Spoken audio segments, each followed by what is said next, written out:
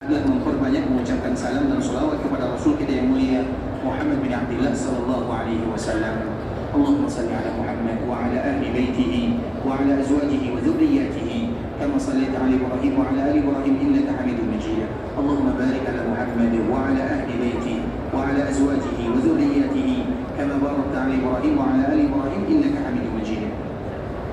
Ikhwatul Islam, saudara kaum muslimin, para tetamu Allah rahimani wa rahimakumullah, kita akan kembali melanjutkan pembahasan yang sebelumnya telah kita jelaskan, yaitu bagaimana nasihat Nabi sallallahu alaihi wasallam, dan di antara salah satu wasiat Rasulullah sallallahu alaihi wasallam adalah untuk menjaga orang-orang Ansar, karena mereka adalah orang-orang yang paling berjasa dalam kehidupan baginda Rasulullah sallallahu alaihi wasallam, secara khusus periode Madinah, di mana orang-orang Madinah yang berasal dari suku Al-Aus dengan suku Al-Khazraj, maka mereka semua disebut dengan orang-orang Al-Ansar. Kemudian di ikhwatul Islam, kita akan kembali melanjutkan bagaimana kisah wafatnya baginda Rasulullah SAW, karena Nabi SAW hidup di kota Madinah kurang lebih 10 tahun lamanya.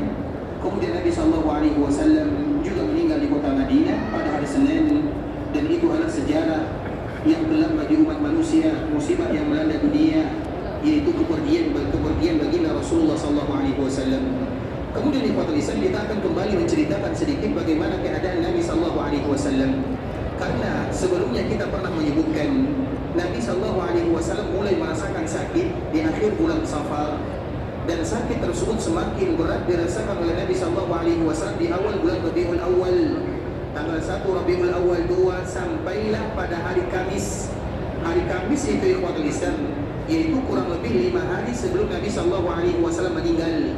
Karena Nabi SAW meninggal pada tanggal 12 Rabiul Awal, hari Senin, itu adalah hari wafatnya baginda Rasulullah SAW. Sedangkan hari lahir Nabi SAW terjadi perselisihan yang sangat banyak sekali di kalangan para ulama. Para ulama mereka berselisih tanggalnya, mereka juga tidak sepakat dengan bulannya. Kenapa demikian? Karena memang kalender Hijriyah disebut dengan Hijriyah, yaitu dihitung ketika Nabi SAW hijrah dari Mekah menuju Madinah. Jadi kalender Hijriyah ini ikhwatul Islam baru dijadikan sebagai Hijriyah, dihitung dari hijrahnya Nabi. Sedangkan sebelum hijrahnya Nabi tentu tidak ada. Oleh karena itulah disitulah yang menjadikan perbedaan para ulama. Perbedaan para ulama dikala menentukan kapan Nabi SAW dilahirkan. Terlepas daripada itu semua, yang disepakati hanya 2. Yang pertama adalah tahunnya disebut dengan tahun gajah. Yang kedua yang disepakati oleh para ulama, ijma' para ulama semuanya diambil dari hadis Nabi SAW bahwa Nabi itu lahir di hari Senin. Sehingga hari Senin itu ikhwatul Islam adalah hari di mana Nabi dilahirkan. Kenapa demikian? Karena Nabi SAW pernah ditanya tentang puasa hari Senin. Ya Rasulullah, kenapa engkau berpuasa di hari Senin? Maka Nabi SAW menjawab, "Dzalika yaumun wulidtu fi." Hari itu adalah hari di mana Allah lahirkan diriku. Kalau sekiranya ada di antara kaum muslimin yang ingin mengenang hari kelahiran Nabi SAW, maka lakukanlah apa yang dilakukan oleh Nabi SAW. Dan yang dilakukan oleh Nabi adalah berpuasa setiap hari Senin. Jadi kalau ada di antara kita yang berpuasa setiap hari Senin, karena Nabi berpuasa di hari Senin dan itu adalah hari dilahirkan Nabi, maka tidak ada masalah. Bisa dipahami? Makanya kalau ada di antara kita yang ingin mengenang hari kelahiran Nabi, maka berpuasalah setiap hari Senin sebagaimana yang dilakukan oleh baginda Rasulullah SAW. Karena hari Senin itu adalah hari Nabi dilahirkan. Hari Senin itu adalah Nabi diutus menjadi Nabi dan menjadi Rasul. Hari Senin itu pula lah Nabi sampai ke kota Madinah, dan hari Senin itu pula lah Nabi SAW dipanggil oleh Allah Subhanahu Wa Taala untuk selama-lamanya. Hari Senin itu punya nilai sejarah terkhusus untuk baginda Rasulullah SAW, dan di antara salah satunya adalah hari kelahiran Nabi. Dengan itulah alasan mengapa Nabi SAW berpuasa di hari Senin. Kemudian bagaimana pula dengan orang yang berpuasa di hari Kamis? Karena memang dianjurkan bagi kaum muslimin berpuasa di 2 hari ini. Hari Senin karena hari kelahiran Nabi SAW, dan hari Kamis atau hari Kamis adalah hari di mana amalan-amalan yang akan diangkat kepada Allah Subhanahu Wa Taala, sehingga seorang hamba merasa bangga dikala penutup daripada amalannya berpuasa untuk Allah Subhanahu Wa Taala. Kemudian ikhwatul Islam, para ulama Mereka sepakat bahwa Nabi lahir di hari Senin tahun gajah, sedangkan tanggal waktunya tidak ada yang disepakati. Maka dari situlah muncul 8 perbedaan para ulama. Sedangkan hari wafat Nabi Sallallahu Alaihi Wasallam semuanya sepakat kecuali 2 saja. Ada yang menyebutkan tanggal 12 Rabiul Awal, ada pula yang menyebutkan tanggal 11 Rabiul Awal pada hari Senin. Itu saja perbezaan para ulama untuk menentukan kapan wafatnya baginda Rasulullah Sallallahu Alaihi Wasallam. Terlepas daripada itu semua ikhwatul Islam, Nabi Sallallahu Alaihi Wasallam wafat pada hari Senin. Kemudian beberapa hari sebelumnya Nabi Sallallahu Alaihi Wasallam merasakan sakit yang luar biasa beratnya. Dan di antara penyakit yang dirasakan oleh Nabi adalah sakit kepala yang berat. Kemudian kerongkongan Nabi Sallallahu Alaihi Wasallam karena racun yang pernah terminum oleh Nabi dikala terjadi perang Khaybar. Kemudian Nabi Sallallahu Alaihi Wasallam juga merasakan demam panas yang begitu luar biasa. Itulah yang menyebabkan Nabi Sallallahu Alaihi Wasallam sakit dan terbujur serta berbaring di rumah ibunda Aisyah radhiyallahu taala anha. Kemudian ikhwatul Islam, siapa yang menjaga Nabi Sallallahu Alaihi Wasallam dikala Nabi sakit? Kalau dari kalangan perempuan, maka semua istri Nabi selalu dan senantiasa menemani Nabi Sallallahu Alaihi Wasallam. Iya, di akhir kehidupan Nabi Sallallahu Alaihi Wasallam, Nabi Sallallahu Alaihi Wasallam senantiasa bertanya kepada keluarganya, "Aina ana gadan?" Esok saya tinggal di mana? Esok saya di rumah siapa? Karena Nabi Sallallahu Alaihi Wasallam ingin tinggal di rumah ibunda Aisyah radhiyallahu taala anha.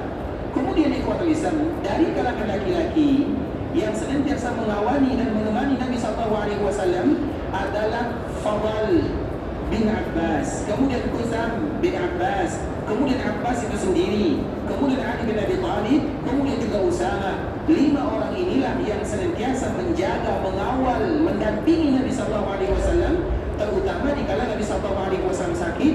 Bahkan mereka jugalah yang nanti akan memandikan Nabi, mengkafankan Nabi, mengkuburkan Nabi Sallallahu Alaihi Wasallam. 5 orang ini, yang pertama paman Nabi Sallallahu Alaihi Wasallam yang bernama Al-Abbas. Dan Nabi Sallallahu Alaihi Wasallam tidak lagi punya keluarga kecuali pamannya 1 orang saja, yaitu Al-Abbas. Paman Nabi Sallallahu Alaihi Wasallam ada 10 orang. Dalam riwayat yang lain paman Nabi ada 12, ada 13 orang. Semuanya meninggal kecuali 4 dikala Nabi menjadi Nabi dan menjadi Rasul. Abu Lahab, Abu Talib, Hamzah dan Al-Abbas. Kemudian dari 4 ini yang ikut Nabi 2, yaitu Hamzah dengan Al-Abbas. Kemudian yang tersisa dari 2 ini ada 1, yaitu Al-Abbas. Sehingga para ulama menyebutkan bahwa Al-Abbas itu adalah Ahlul Bait, karena satu-satunya paman yang tersisa dari Nabi SAW adalah Al-Abbas. Kemudian anak Al-Abbas itu ada Qusam dan Fadl. Mereka ini juga yang selalu menjaga baginda Rasulullah SAW. Kemudian ada Ali bin Abi Thalib, menantu Nabi SAW. Kemudian Usama itu adalah anak daripada anak angkat Nabi SAW, yang mana ada salah seorang yang bernama Zaid bin Harithah, yang dulu pernah bernama Zaid bin Muhammad. Kemudian dibatalkan oleh Allah Subhanahu wa taala bahwa tidak boleh menasabkan siapapun kecuali kepada orang tua kandungnya. Siapapun yang menasabkan dirinya kecuali kepada orang tua kandungnya, atau yang menasabkan kepada orang lain, maka itu adalah dosa yang paling besar, dan bahkan itu termasuk dosa besar. Kemudian di Islam, 5 orang ini yang selalu menjaga Nabi SAW, terutama melengkapi apa yang diperlukan oleh Nabi SAW di kala Nabi sakit. Kemudian nanti akan kita jelaskan sedikit demi sedikit di Islam, dan kita akan bacakan beberapa riwayat yang berkaitan dengan wafatnya baginda Rasulullah SAW. Salah satunya adalah hadis yang dibawakan oleh Ibunda Aisyah radhiyallahu taala anha. Apa kata Ibunda Aisyah radhiyallahu taala anha? Inna kunna azwajan Nabi sallallahu alaihi wasallam 'indahu jami'a lam tughadar minna wahidah.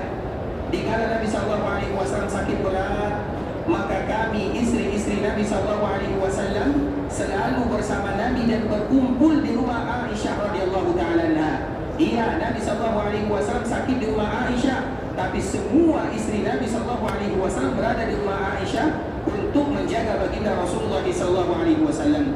Lam tughadar minna wahidah, dan tidak ada satu pun di antara kami yang meninggalkan baginda Nabi sallallahu alaihi wasallam. Istri Nabi sallallahu alaihi wasallam yang bersama Nabi sallallahu alaihi wasallam yang pertama adalah Ibunda Saudah, dan itu adalah istri Nabi yang paling tua. Umurnya sama dengan Ibunda Khadijah radhiyallahu taala anha. Bahkan sebagian riwayat menyebutkan ikhwatul Islam, ketika Nabi sallallahu alaihi wasallam menikah dengan Saudah, dikala Ibunda Khadijah wafat, umur mereka sama.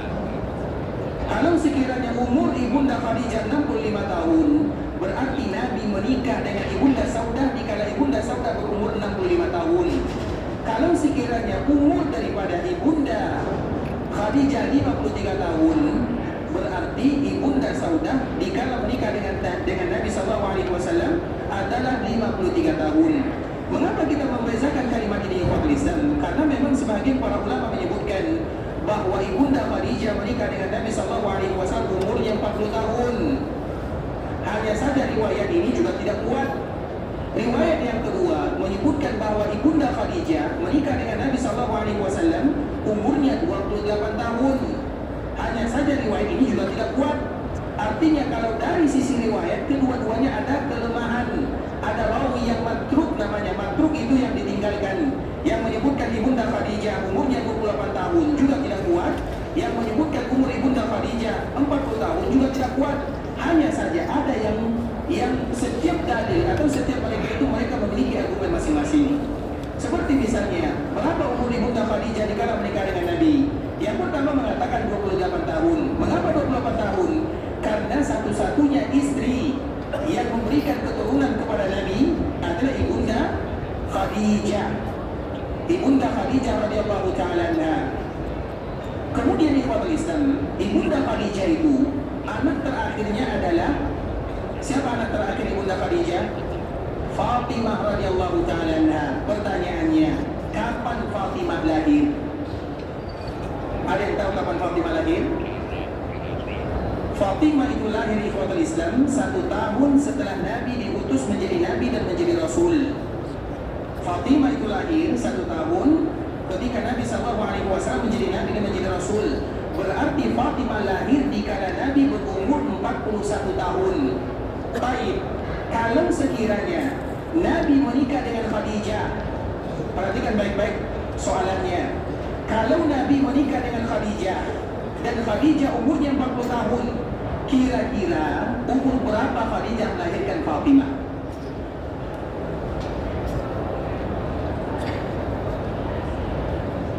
Umur berapa?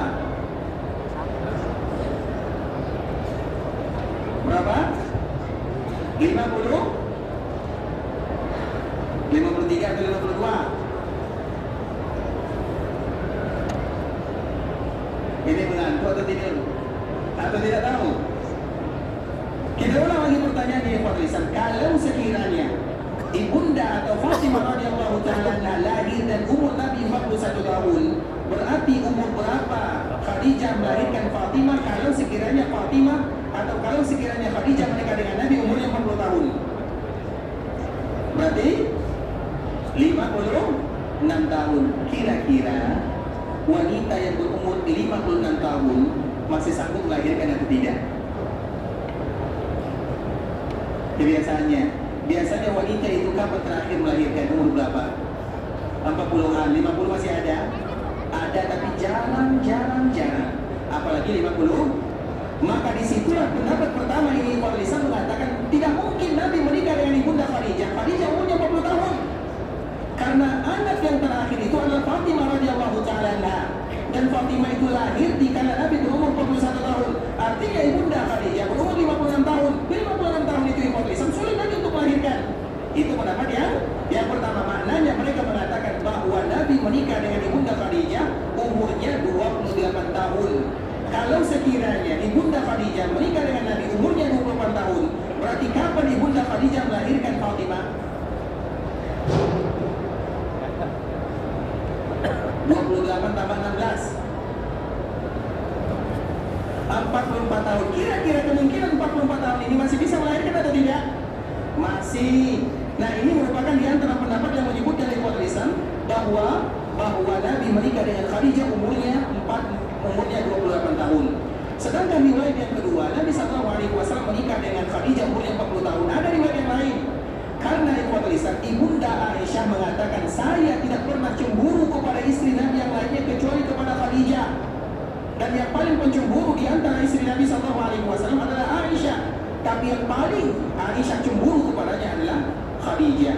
Khadijah itu berjumpa dengan Aisyah atau tidak? Berjumpa dengan Aisyah atau tidak? Betul tidak nih? atau tidak tahu? Ngaku saja ya. Baik, berjumpa atau tidak? Tentu kita tidak akan bisa menjawabnya sampai kita mengetahui kapan Ibunda Khadijah wafat. Ibunda Khadijah wafat pada tahun ke-10 Hijriah. Pertanyaan kedua, kapan Ibunda Aisyah lahir? Agar kita tahu mereka berjumpa atau tidak berjumpa. Kapan Ibunda Aisyah lahir? Ada yang tahu? Ibunda Aisyah lahir itu ikhwatul Islam, ada yang menyebutkan kurang lebih tahun ke-5 dari kenabian. Karena Nabi SAW menikah dengan Ibunda Aisyah dan umur Ibunda Aisyah adalah 6 tahun. Berarti pada tahun ke-10 dari kenabian, antara 10 dengan 11, maka Aisyah berumur 6 tahun. Berarti dikurangi 11 dikurangi 6 menjadi 5. Nah, artinya Ibunda Aisyah ini bertemu dengan Khadijah atau tidak? Jelas itu pertanyaannya? Jelas atau tidak? Artinya Ibunda Aisyah lahir pada tahun ke-5 Hijriah. Ibunda Khadijah wafat pada tahun ke-5 kenabian. Ibunda Khadijah wafat pada tahun 10 dari kenabian. Berarti mereka berjumpa atau tidak? Berjumpa ikhwatul Islam. Tapi dikala berjumpa Aisyah masih berumur 5 atau 6 tahun. Kira-kira umur 5 atau 6 tahun sudah tahu orang atau tidak? Sudah tahu atau tidak? Belum bagi anak biasa, tapi sudah bagi Ibunda Aisyah radhiyallahu anha. Dan kita harus tahu ikhwatul Islam, kita harus tahu bahwa Ibunda Aisyah menikah dengan Nabi SAW dikala berumur 6 tahun. Itu adalah wahyu dari Allah Subhanahu wa taala. Dan kita juga harus tahu bahwa sebelum Nabi melamar Ibunda Aisyah, Aisyah itu sudah dilamar oleh salah seorang yang bernama Jabir. Jabir itu adalah anak daripada Mut'im bin Adi, salah seorang yang kemarin kita sebutkan bahwa di antara salah satu yang 3 orang yang paling dermawan di tanah Arab itu, yang pertama adalah Mut'im bin Adi, yang kedua adalah Amr bin Luhai, yang ketiga adalah Ibnu Jada'an. Mereka ini adalah orang-orang yang dermawan. Makanya dikala Ibunda Khadijah wafat, Allah Subhanahu wa taala perintahkan kepada Nabi SAW untuk menikah dengan Aisyah.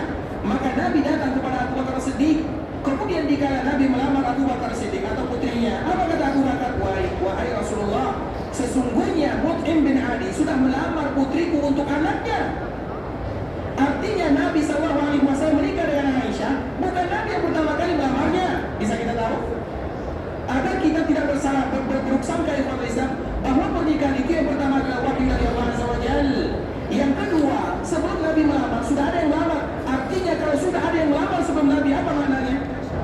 Berarti Aisyah adalah orang yang sudah pantas untuk apa? Dilamar, bukan dilamar berbeza ya, karena orang dulu menikah bukan langsung harus satu rumah. Karena Nabi SAW baru satu rumah dengan Aisyah di kota Madinah, bukan di Mekah. Menikah lain, satu rumah lain. Sebagaimana juga putri Nabi SAW yang bernama Ruqayyah dan Ummu Kulthum menikah, tapi mereka tidak satu rumah dengan anaknya Abu Jahal, yang satu namanya Utsbah dan yang satu namanya Utbah. Terlepas daripada itu semua ikhwatul Islam, Aisyah dikala cemburu dia katakan kepada Nabi SAW, ya Rasulullah, engkau setiap kali menyebutkan nama seorang wanita, tidak pernah engkau melupakan Khadijah, Khadijah, sedikit-sedikit Khadijah, sedikit-sedikit Khadijah. Kenapa engkau selalu menyebutkan nenek tua yang sudah ampun itu ya Rasulullah? Itu kalimat yang keluar dari seorang wanita yang sedang cemburu. Ini khusus bagi yang punya istri lebih dari satu. Yang tak punya tak usah dengarkan. Tanya pada lisan. Kita lanjutkan. Makanya apa kata Ibunda Aisyah radhiyallahu taala, ya Rasulullah, engkau selalu sebut nama Khadijah, sedikit Khadijah, sedikit Khadijah. Bukankah Allah telah mengganti nenek tua ompong? Ini bahasa dia ya. Ini bahasa yang kami terjemahkan. Bukankah Allah telah mengganti nenek tua yang sudah ompong dengan yang terbaik? Artinya dirinya. Apa kata Nabi SAW? Tidak, wahai Aisyah, tidak pernah ada yang terbaik dibandingkan dengan Khadijah. Dia beriman kepadaku dikala orang-orang kufur. Kemudian dia menghalalkan, memberikan hartanya kepadaku dikala orang menghalangnya. Kemudian dari dirinya Allah berikan kepadaku anak dan keturunan. Dan itu tidak aku dapatkan dari istri yang manapun. Terlepas daripada itu semua riwayat ini disebutkan oleh para ulama. Bagaimana ungkapan Ibunda Aisyah bahwa Nabi SAW menikah dengan wanita yang tua lagi giginya ompong. Maka dari situlah para ulama menyebutkan Nabi menikah dengan Khadijah umurnya 40 tahun. Karena dikalau Nabi menikah dengan Ibunda Khadijah, umur Khadijah 40 tahun,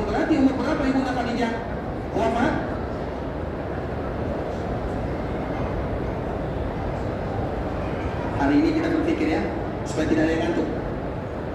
Baik, kalau Nabi menikah dengan Khadijah, umur Khadijah 40 tahun, berarti umur berapa ibunda Khadijah wafat? Berapa?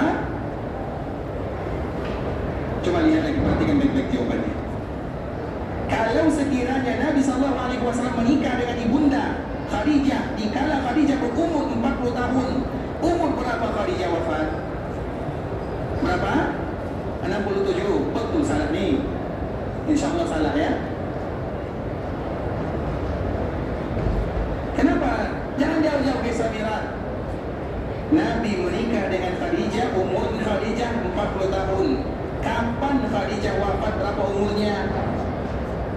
25 tahun pernikahan Nabi dengan Khadijah. Berarti 40 tambah 25 60. Jelas? Jelas ya?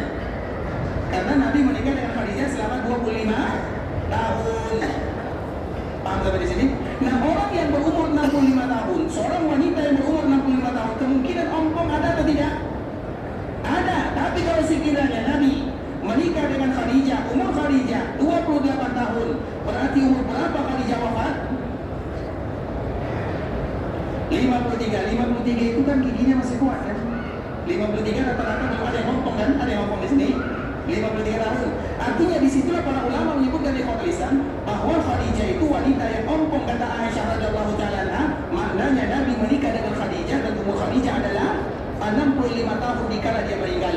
Kalau sekiranya Khadijah berumur 65 tahun dikala meninggal, maka seperti itu pula lah umur ibunda Saudah dikala menikah dengan Nabi sallallahu alaihi wasallam. Agar kita tahu Nabi menikah dengan seorang wanita yang berumur 65 tahun. Apakah itu gara-gara nafsu atau gara-gara Nabi suka menikah? Tidak. Tapi itu semuanya karena kemaslahatan dan perintah dari Allah Azza wa Jalla. Bisa dipahami? Kemudian setelahnya baru Nabi sallallahu alaihi wasallam menikah dengan ibunda Aisyah. Dan menikah dengan ibunda Aisyah 3 tahun berpisah. Nabi tidak lihat Aisyah, Aisyah juga tidak melihat Nabi. Agar kita tahu pernikahan Nabi sallallahu alaihi wasallam semata-mata perintah dari Allah Subhanahu wa taala dan demi kemaslahatan yang sangat luar biasa banyaknya.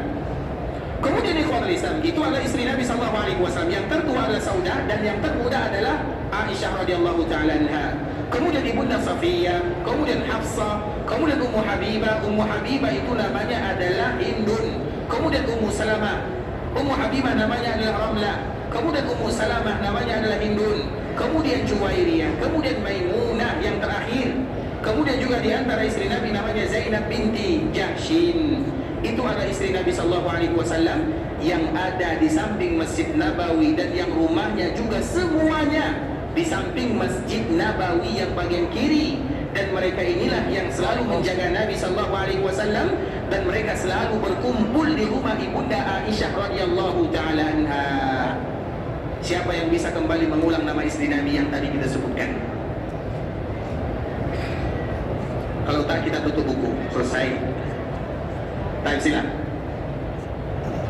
Ibunda Safiyah, Aisyah, Hafsah, Hindun. Hindun itu siapa?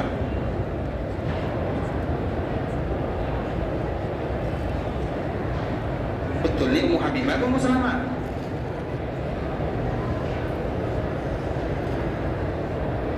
Tak tahu. Ulang lagi, karena biasanya semakin diulang semakin salah. Baik, kita ulang lagi. Baik, kita ulang yang pertama. Safiyah, Aisyah, Hafsah, Maimunah. Siapa? Ummu Salamah. Baik. Juwairiyah. Maimunah sudah tadi. Saudah, Zainab. Masya Allah, Allah mubarak. Berarti kaidah tadi salah ya. Semakin diulang semakin tepat ya. Baik, Allah yang itu adalah orang-orang yang selalu bersama baginda Rasulullah sallallahu alaihi wasallam. Istri Nabi yang tersisa ada 8 orang. Sedangkan ada 9 orang. Sedangkan Maria itu terjadi persisian para ulama di sana. Terlepas daripada itu semua ikhwan Islam, karena kita mengatakan yang demikian sesuai dengan hadis yang disebutkan oleh Ibunda Aisyah, lam tughadar minna wahidah. Dikala Nabi sallallahu alaihi wasallam sakit, tidak satu pun di antara kami yang meninggalkan Nabi. Maknanya mereka selalu dan senantiasa menjaga Nabi sallallahu alaihi wasallam. Sebenarnya ikhwatul Islam, istri Nabi, mereka berebut ingin menjaga Nabi sallallahu alaihi wasallam. Hanya saja hati Nabi itu condong kepada ibunda Aisyah radhiyallahu taala anha. Dan wajar ikhwatul Islam, ibunda Aisyah merupakan seorang wanita yang lahir dari sahabat Nabi yang paling mulia, yaitu Abu Bakar As-Siddiq radhiyallahu taala anhu. Makanya Abu Bakar disebut dengan Abu Bakar As-Siddiq, kemudian Aisyah juga disebut dengan As-Siddiqah, As-Siddiqah bint As-Siddiqah. Orang yang paling dicintai oleh Nabi sallallahu alaihi wasallam, dan orang yang paling dicintai oleh Nabi sallallahu alaihi wasallam dari kalangan istri Nabi yang masih hidup, yang pertama adalah ibunda Aisyah radhiyallahu taala anha. Karena bagaimanapun ikhwatul Islam, para ulama mereka menyusun siapa sih yang paling dicintai oleh Nabi sallallahu alaihi wasallam. Tentu yang pertama kali dicintai oleh Nabi sallallahu alaihi wasallam adalah keluarganya. Dan keluarga Nabi yang paling dicintai oleh Nabi sallallahu alaihi wasallam adalah ibunda Khadijah. Kemudian otomatis anak-anaknya Khadijah. Dan yang paling dicintai oleh Nabi sallallahu alaihi wasallam dari anak-anak Khadijah adalah Fatimah radhiyallahu taala anha. Kemudian setelahnya Abu Bakar As-Siddiq. Kemudian setelahnya adalah Ali bin Abi Thalib. Dari kalangan laki-laki Abu Bakar As-Siddiq, kemudian Ali bin Abi Thalib. Kemudian ikhwatul Islam, dari kalangan perempuan setelahnya adalah ibunda Aisyah radhiyallahu taala anha. Jadi bagaimanapun ibunda Aisyah adalah wanita yang paling dicintai oleh Nabi sallallahu alaihi wasallam, tapi walau demikian Khadijah juga paling dicintai oleh Nabi sallallahu alaihi wasallam. Jadi mana yang paling dicintai oleh Nabi? Khadijah atau Aisyah? Khadijah atau Aisyah? Yang mengatakan Khadijah salah.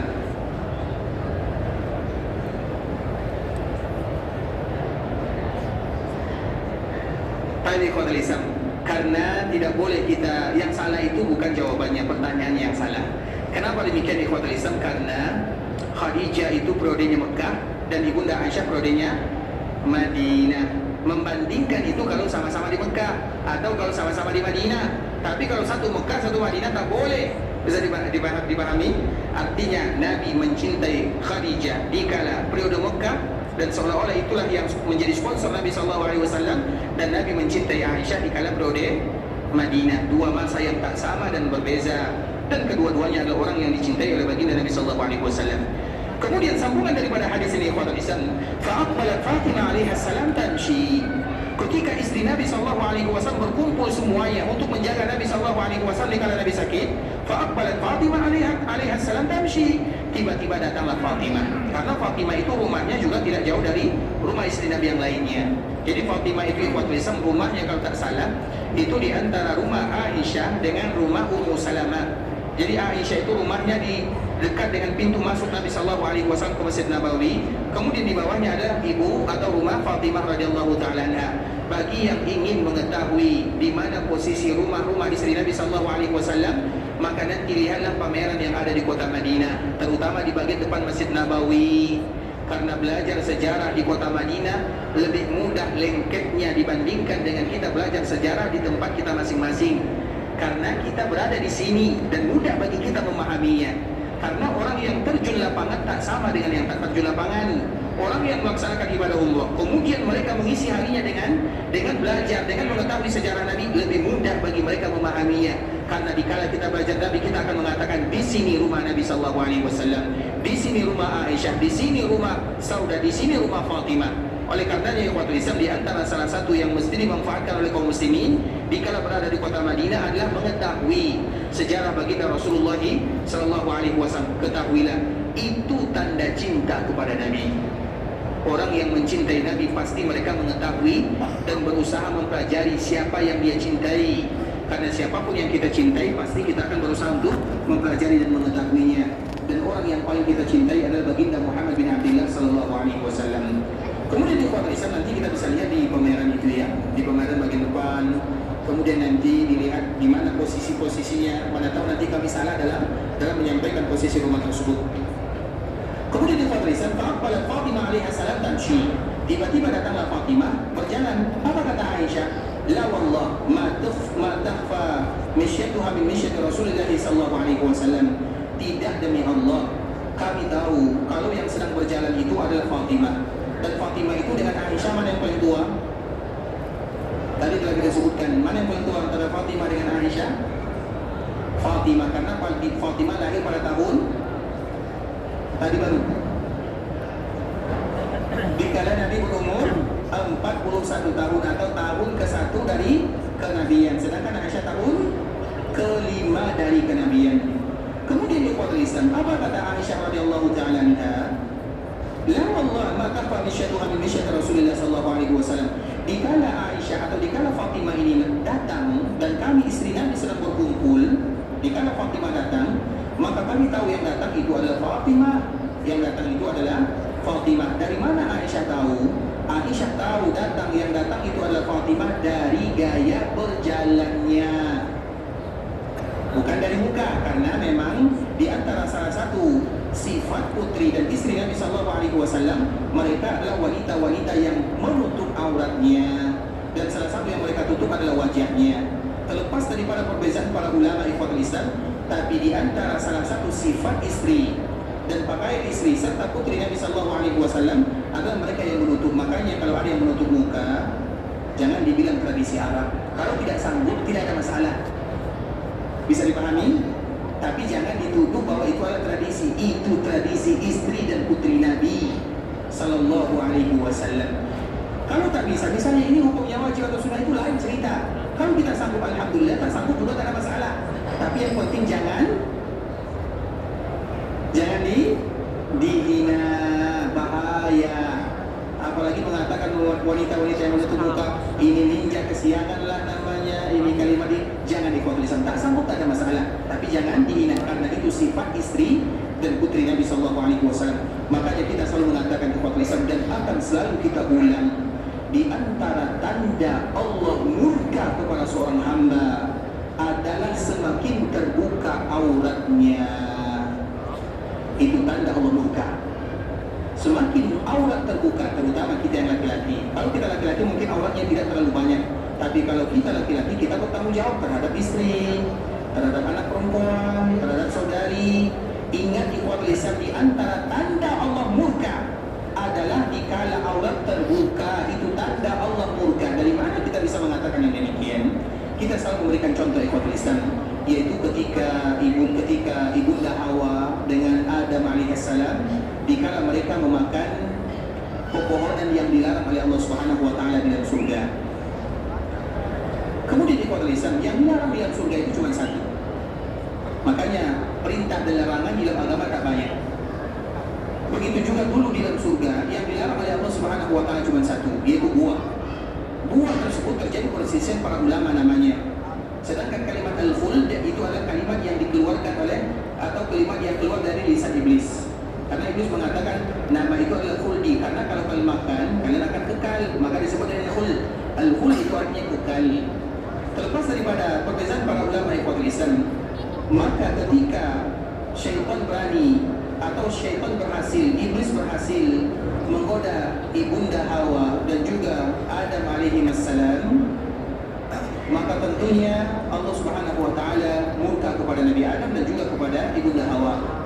Dan kita selalu mengulang ya, kita selalu mengatakan bahwa di antara salah satu bentuk kenapa ibunda atau kenapa ayahanda kita Adam dan ibunda Hawa mereka terbuai atau bisa dirayu oleh iblis, yang pertama di antara alasannya karena mereka sebelumnya belum pernah digoda.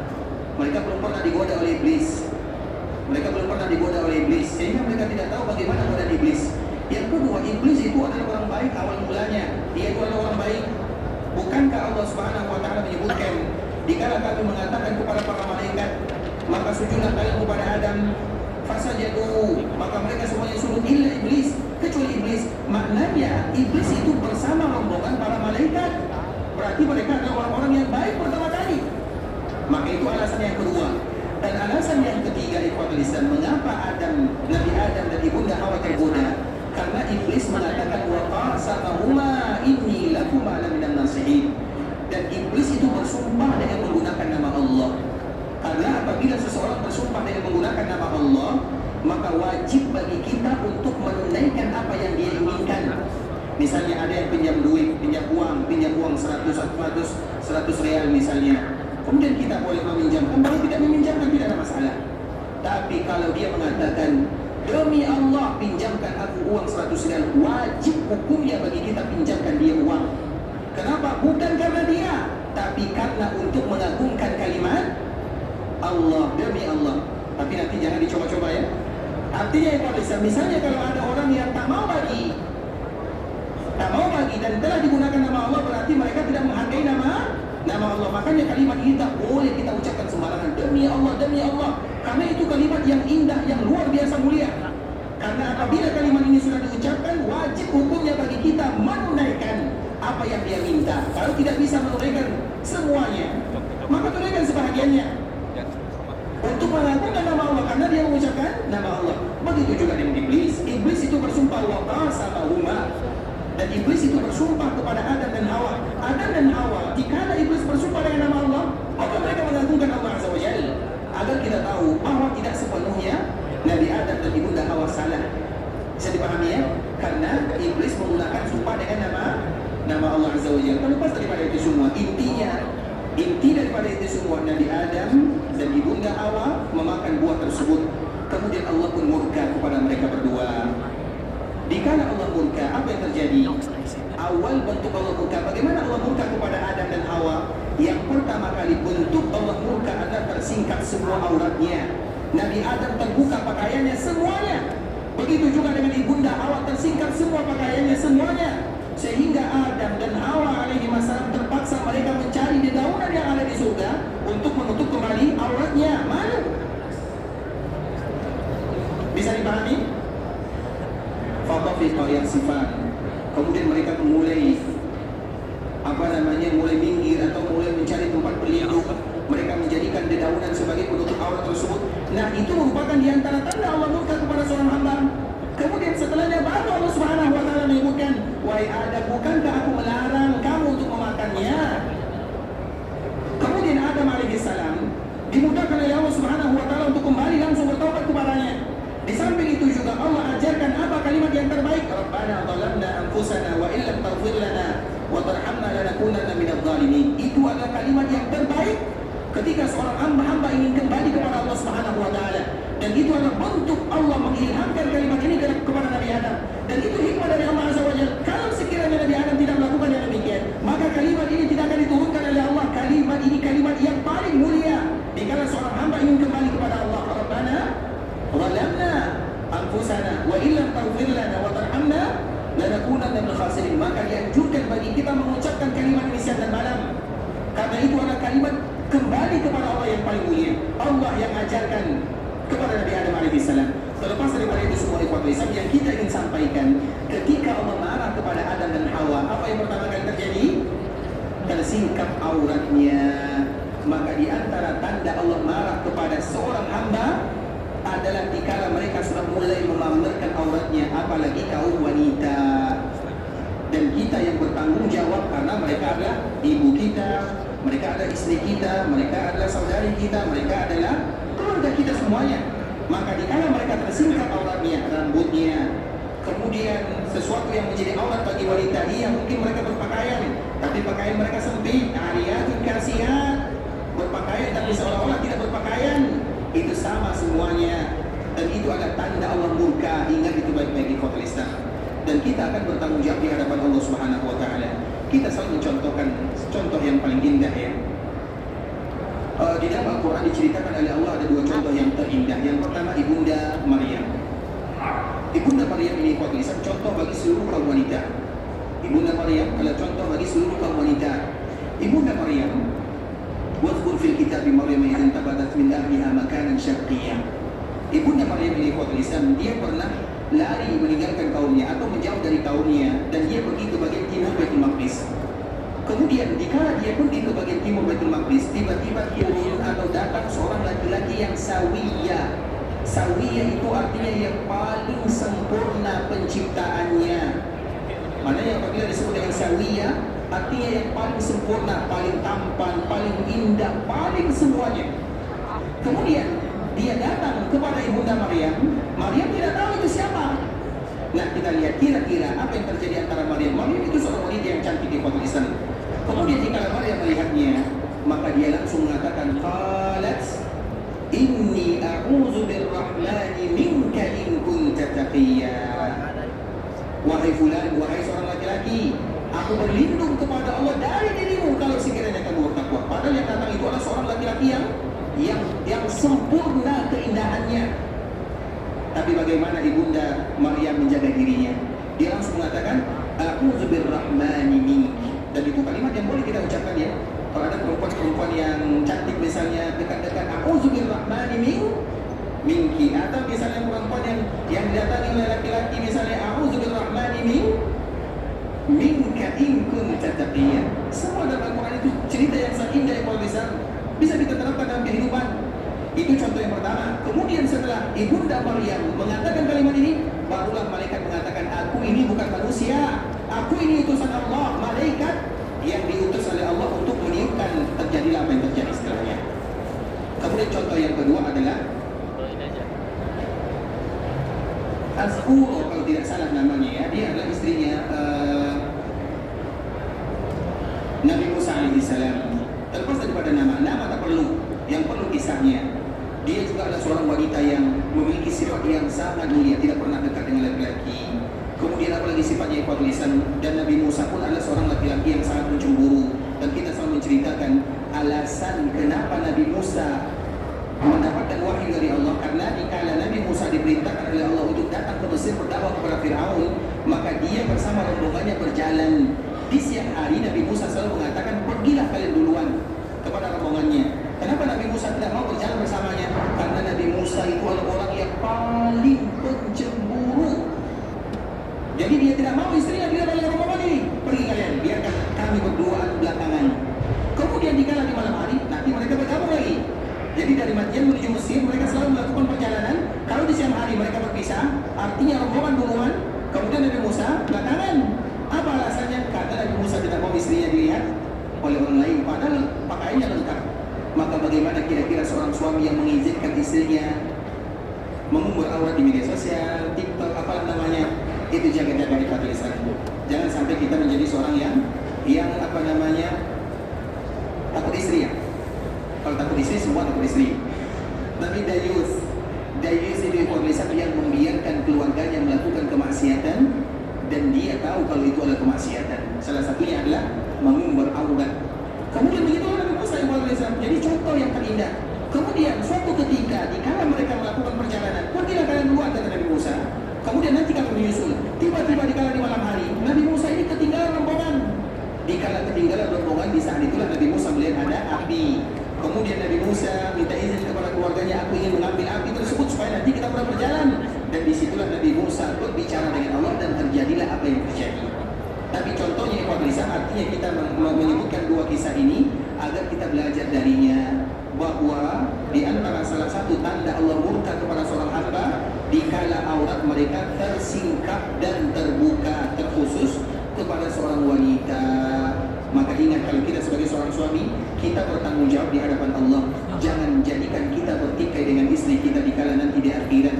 Dikala kita ingin masuk melangkah surga, maka istri mengatakan, tunggu dulu ya Allah, itu adalah suamiku. Dikala aku melakukan kelalaian, dia tidak mengingatkan. Dikala aku membuka aurat, dia membiarkan. Tunggu dulu ya Allah, dia yang salah. Yang tadinya kita ingin masuk surga, tak jadi masuk surga. Yauma yafirrul mar'u min akhihi wa ummihi wa abihi. Di dalam ayat yang lain, fa idza ja'at as-sakha yauma yafirrul mar'u min akhihi wa ummihi wa abihi wa sahibatihi wa banihi. Semua kita akan lari. Bukan hanya lari, tapi menjadikan orang sebagai kambing hitam, walau itu anak dan istri. Kita tidak mau. Tapi kalau kita sudah ingatkan ikhwatul Islam, maka tentu itu sudah terlepas daripada tanggung jawab. Namun selalu kewajiban kita untuk memerintahkan kepada keluarga kita agar mereka menjaga auratnya. Istri, putri, orang tua, atau ibu, siapapun yang mereka kita merupakan tanggung jawabnya, maka kewajiban kita adalah memerintahkan mereka untuk menutup auratnya. Kalau tidak ikhwatul Islam, kalau mereka membuka aurat, itu tanda Allah murka. Kalau Allah murka, kita tahu kalau Allah murka semuanya bisa jadi tidak ada keberkahan dalam kehidupan. Terlepas daripada itu semua ikhwatul Islam, kita lanjutkan. Aisyah mengatakan, la wallahi ma takhfa misyatuha min misyati Rasulullah sallallahu alaihi wasallam. Dikala Fatimah ini datang, maka kami lihat ternyata yang datang Fatimah dari gaya berjalannya. Maknanya Fatimah sedang memakai pakaian yang tertutup semuanya. Dan mereka tidak tahu kalau itu adalah Fatimah kecuali dengan gaya berjalannya. Karena Fatimah itu adalah seorang putri yang paling mirip gaya berjalannya dengan Nabi. sallallahu alaihi wasallam. Bagaimana cara berjalan Nabi? Nabi berjalannya seperti turun dari tempat yang tinggi. Jadi cepat gerak Nabi sallallahu alaihi wasallam. Kemudian ikhwatul Islam, begitu juga dengan Fatimah. Jadi gaya berjalan Fatimah itu mirip sekali dengan Nabi sallallahu alaihi wasallam. Dan wajar mirip ikhwatul Islam, itu adalah ayahnya. Begitu juga orang yang paling mirip dengan Nabi sallallahu alaihi wasallam ada cucu Nabi yang bernama Hasan dan Husain. Hasan itu paling mirip dengan Nabi sallallahu alaihi wasallam yang bagian atasnya, dan Husain itu paling mirip dengan Nabi sallallahu alaihi wasallam bagian bawahnya. Artinya kedua-duanya sama-sama mirip dengan Nabi sallallahu alaihi wasallam. Kemudian juga yang mirip dengan Nabi sallallahu alaihi wasallam adalah sepupu Nabi, namanya adalah Ja'far. Ja'far itu adalah orang yang mirip sangat dengan Nabi sallallahu alaihi wasallam. Kemudian orang yang juga mirip dengan Nabi sallallahu alaihi wasallam adalah sepupu Nabi yang lain, namanya adalah Abu Sufyan. Abu Sufyan itu adalah anaknya Al-Harith. Al-Harith itu adalah paman Nabi yang pertama dari Abdul Muttalib, lahir yang namanya Al-Harith. Al-Harith itu punya anak namanya Abu Sufyan.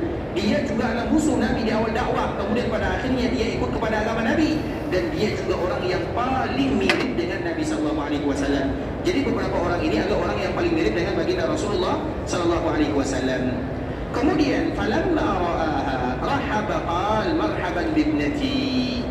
Ketika Nabi sallallahu alaihi wasallam melihat putrinya datang, Nabi sallallahu alaihi wasallam paling senang kalau putrinya datang. Nabi sallallahu alaihi wasallam paling suka kalau Fatimah yang datang. Bahkan kalau Fatimah tidak datang, Nabi yang mendatangi rumahnya, karena rumah mereka tak jauh. Bahkan pernah kita mengetahui di antara salah satu penyebab doa zikir yang diajarkan oleh Nabi adalah karena Fatimah. Jadi Nabi sallallahu alaihi wasallam setiap kali Fatimah datang, Nabi bahagia, Fatimah juga bahagia. Bahkan Nabi sallallahu alaihi wasallam sangat dekat dengan putrinya Fatimah. Setiap kali berjumpa, Nabi akan mencium di antara kedua keningnya, atau Nabi sallallahu alaihi wasallam akan selalu mengatakan marhaban bibnati, selamat datang wahai putriku. Dan setiap kali Fatimah datang itu Nabi akan menyambutnya dengan sesemangat mungkin, karena Fatimah sangat dicintai oleh Nabi, sebagaimana Nabi sangat mencintai Fatimah, atau Fatimah sangat mencintai Nabi sallallahu alaihi wasallam. Hanya saja kali ini Nabi sallallahu alaihi wasallam tidak lagi bisa menyambut Fatimah dengan sebagaimana biasanya. Maka dari situ Fatimah tahu ikhwatul Islam, ini ayahku tidak seperti biasa.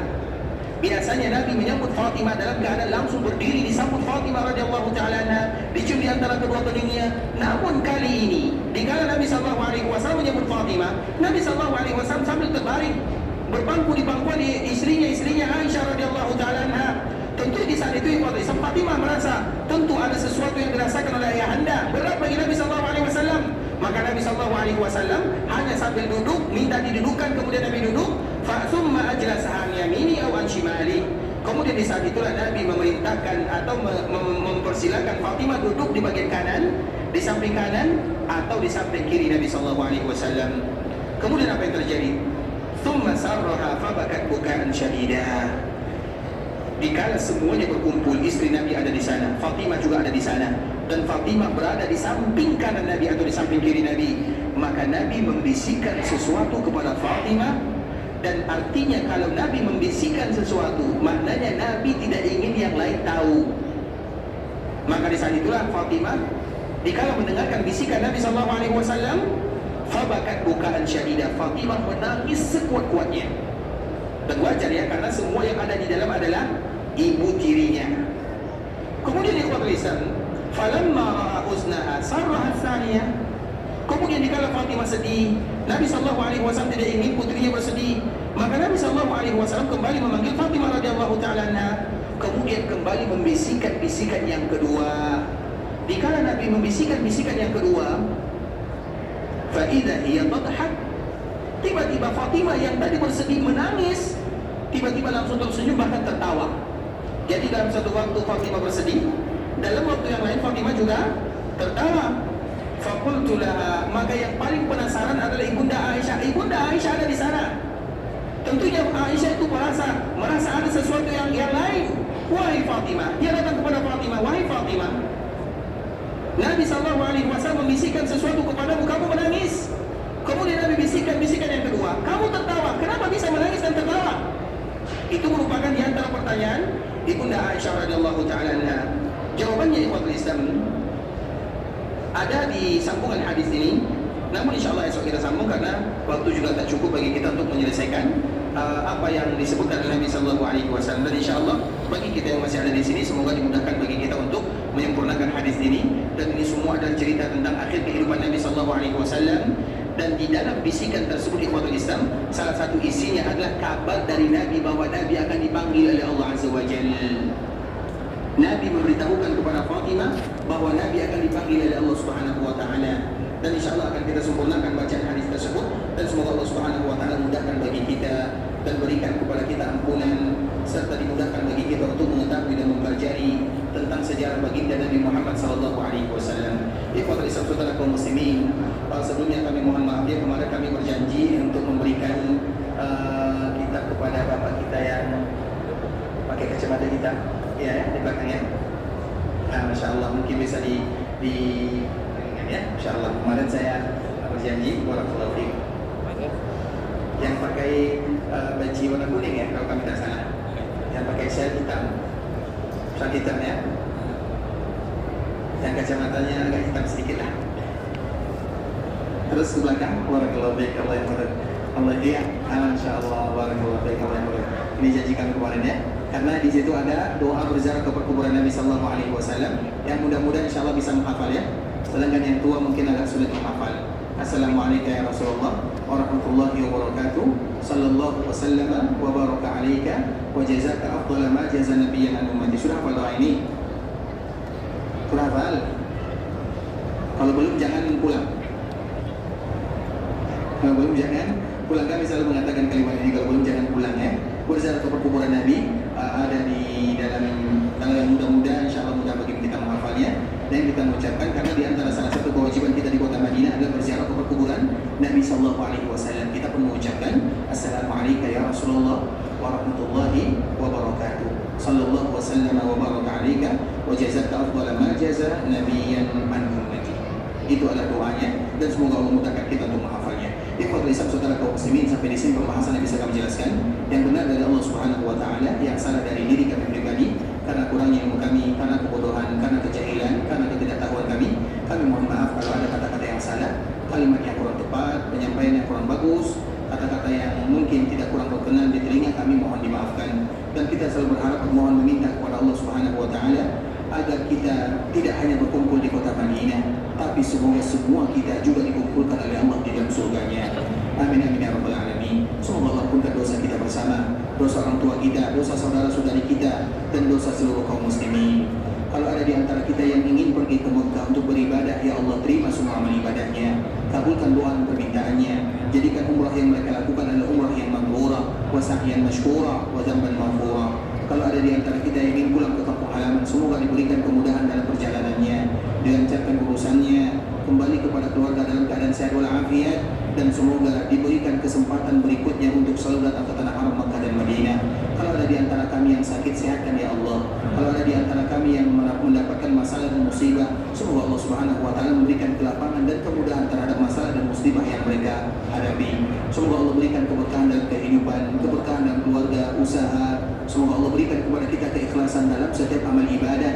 Semoga Allah berikan kepada kita kekuatan untuk istiqamah dalam beragama, dan semoga Allah tutup usia kita dalam keadaan husnul khatimah. Amin amin ya rabbal alamin. Subhanakallahumma bihamdika asyhadu an la ilaha illa anta astaghfiruka wa atubu ilaik. Wa sallallahu wa sallam ala nabiyyina wa habibina wa khalilina wa sayyidina Muhammadin wa ala alihi wa sahbihi wa sallam tasliman katsira. Assalamualaikum warahmatullahi wabarakatuh.